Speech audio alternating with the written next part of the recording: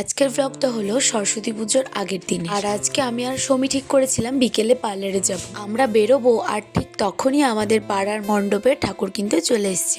তো আমরা কিন্তু সোজা চলে এসছি এখানে। আর মায়ের মুখটা খুলতেই দেখো কি মিষ্টি লাগছে। এবার মায়ের প্রতিমাটাকে সবাই মিলে ধরে প্যান্ডেলের মধ্যে নিয়ে যাচ্ছে। আমরা অতটুকু দেখেই ওখান থেকে বেরিয়ে পড়েছিলাম বাজারে যাওয়ার জন্য। তো দেখো এখন কিন্তু চলে এসেছি পার্লারে। আর আমার আইব্রো করা তো হয়ে গেছে, এখন সৌমি করে নি। তারপরে কিছু কসমেটিকের জিনিস কেনার ছিল, সেগুলো কিনে দুজন মিলে ফুচকা খেয়ে আসার সময় আরো মিষ্টি মিষ্টি দুটো মায়ের দর্শন করে চলে আসলাম সজ্জা বাড়ি আসতে না আসতেই মণ্ডপ থেকে ডাক পড়লো আলপনা দেওয়ার জন্য। তাই আমিও চলে আসলাম মন্দিরে। আর মন্দিরে এসে দেখি প্যান্ডেলেরও এখন অনেক কিছুই কাজ বাকি আছে, সেগুলো কি করা হচ্ছিল। আর এইদিকে আমরা সবাই বসে পড়েছি আলপনা দেওয়ার জন্য। জানো তো প্রতি বছর আমরা আবির দিয়ে আলপনা দিই, মানে রঙ্গোলি করি, কিন্তু এই বছর বললো লাল আর সাদা খড়িমাটি দিয়ে মাঝখানে বড় করে একটা আলপনা দেওয়া হবে। আর তার মাঝেই পেয়ে গেছিলাম এক কাপ চা। তো চা খেয়ে আবারও কাজে লেগে পড়েছি, যেহেতু অনেকটাই বড় হবে আলপনাটা। তো দেখতে দেখতে আমাদের কাজ কিন্তু শেষের দিকে। তোমরা অবশ্যই কমেন্টে জানিও কেমন লাগছে। আলপনার সাথে সাথে আমাদের প্যান্ডেলের কাজও কিন্তু প্রায় শেষের দিকে চলেই এসেছে। কাজ শেষ হলেই আমরা আমাদের বাড়ি চলে যাব।